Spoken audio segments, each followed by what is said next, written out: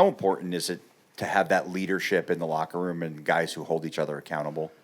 Yeah, we talked a bit about it, that our details, our stopping and starting, slot battle wasn't good enough in the first period. But also that kind of at the point of the year that where we are in the standings, some teams are looking at us and saying, hey, we're going into their building, we better be ready to play. This is, if they're, I assume some teams are saying that. We have to own that. And we've earned that respect around the league, but you got to be prepared every night. You're not going to get too many easy passes. So that's what I feel is happening a little bit. And we weren't ready to start. So we talked about it. We started the second very well. We went to the front of the net, right? We get rewarded. Now, didn't expect Nick's goal to go in, but what Nick did well, Hag, was he kept the puck alive. We talked about being on our toes. Stoney's should go in. He goes to the net. It's a good high-end play. And you get rewarded, and you start going from there. So they respond well. They know what's going on. I think they're good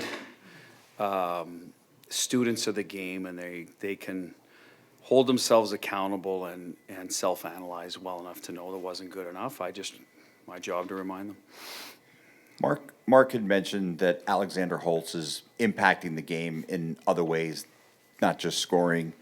He obviously scores a big goal tonight to stretch the lead to 4-1, but then he blocks that shot and he ends up having to go to the room. So, what have you seen from him, maybe in spite of him not putting pucks in the net, that you've liked? Well, the conversations with Alex early on, we didn't know him. What are we getting? He scored some goals.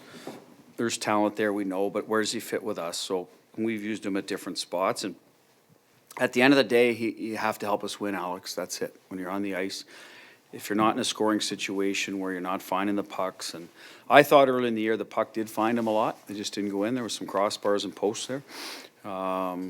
And so that's it. It's either physicality, it's forecheck reloads, it's doing your job defensively.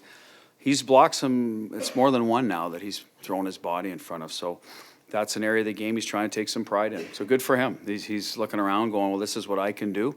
If I can turn my 10 minutes into 11 minutes, by doing that and the coach trusting me, then that's how I'm going to get on the ice more. And that's it. That's a sign of, to me, someone that cares and they want to get on more. So I was happy to see that puck go in because not a whole lot have for him, but and he can score. We're trying to build in a little more of a role in the power play. We don't get that many.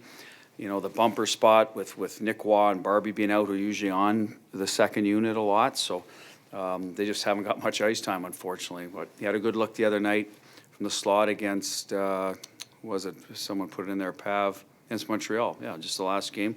So that's good. And goal scorers need to score eventually. He's one of those guys.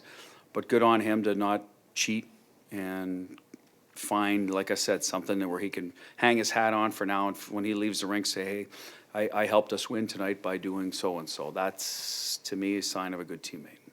Danny, Jesse, Adam. Bruce, Danny Webster, Las Vegas Review-Journal. You touched on teams coming into the building, understanding where you are in the standings, and coming in out of the second period for top line to get that shift, Jack to make that move to get to Mark for the goal. Is that a good reminder that even though you haven't had the scoring from the top guys as of late while you've been winning, that they can still impact in a way that way? Well, of course, and they want to. I think it's been a month of, defending well, staying in the game when you're not on your A game, right? Now was Montreal. We were a B game, and unfortunately a few lower than that. But in general, I didn't think Montreal was on their A game either. It was kind of a B game that they did enough things to win. Tonight it started like that, and it's like, okay, well, we can't hang our hat on that, let's get going here a little bit. So mix of A and B games. You might have the odd guy with a C game that you got to keep your eye on, but in general, you get those types of performances because no one's on their A game every night. Very rarely is your whole team clicking at the same time. So we got going, and those are the guys that are going to start it, right? They're the guys we lean on to get us going, get us excited, and we've had all kinds of contributions this year. It's why we're at, and today was a good example. The guy gets the next one, and I don't know if you had him, Danny, on your bingo card for the next goal. So, but that's what's happening with us. Whitey got us going the other night in Montreal. So there's different guys, and Holtz gets one tonight, which I thought was an important goal. You're not coming back like Montreal did the other night. We're going to keep playing, and so good for him. So I think that's what's happened to us. But it does take your leaders, someone to step up, whether it's a goaltender making a timely save, or your top guys getting you excited and getting the crowd into it, and away you go, and that's kind of what happened. Jesse. Hi, Bruce. Jesse Granger at The Athletic. Haig scores from behind the goal line. It just seems like lately, and especially tonight, White Cloud and Hannafin, the defensemen are really carrying the puck deep into the offensive zone. Is that something you're asking from those guys, or is that something that the defense is just giving them? Not necessarily carrying it. I mean, if you look at Haig's play, it was more of an off-net situation where we want them getting down there to keep it alive, and I think him and Coley had an exchange there. As long as the forward's covering, we want them to keep pucks alive. And Hanny, in the first period, I think the one he drove deep there and kind of squirted through the legs and almost went in was a similar situation. Sometimes it's a face-off play where they're rolling down, and sometimes it is a rush. The rushes are usually joining, like Whitey's goal the other night. Hanny's goal was more of recognizing time and late in the period, slipping in with a winger that got outside the dots. He got inside. So what we're encouraging them to is play on their toes. I don't know if you want too many guys leading the rush, because then the forwards end up kind of, well, waiting to see what's going on. It's more about supporting the rush. It's going to happen. They're going to lead the rush, but generally move it, follow it, and be the next wave, or fourth man's ice as we call it.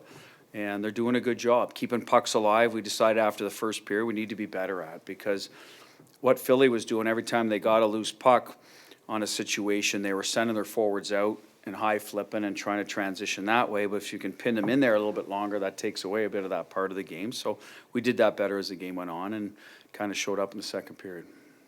Adam Hill, Las Vegas Review-Journal. I know you don't want to lose any games, but do you sometimes need a reminder, a teaching tool to the players to say, hey, this is what happens if you take 5-10 minutes off in a game? Well, honestly, we teach after most every game. Some of the teaching is less, and it's more reinforcing the positive when you're going well. But during that stretch of December, there was lots of days we had to go in and talk about, okay, this is why we didn't get off to a good start, et cetera. But there are good teachable moments when you lose, let's face it, right? So, and you tend to get the players' attention better when you lose. So that's the advantage of losing. I don't like losing. I could throw that advantage out the window. I'd rather win and then remind the guys. I think with our group, they understand that. They're not going to walk home tonight and say they played a perfect game by any means. So we'll talk a bit about the first period, move on, get ready for Buffalo. But yes, there's teachable moments when you lose, and sometimes what we did is almost the opposite. We got away from the rink for almost 2 days because it was an afternoon game and New Year's Eve, so we let them sort of breathe a little bit and get back. But there's other days where you're going to work the next day and practice, and hey, we need to support the puck better here, here, and here. So that's kind of what happens during the course of the year. But I see where you're going with it, and yes, coaches use those moments to get the players' attentions. And sometimes it works out for you, and sometimes it might take 2 or 3. To be honest with you, that doesn't happen to us too often, but hopefully not again this year. To be honest with you.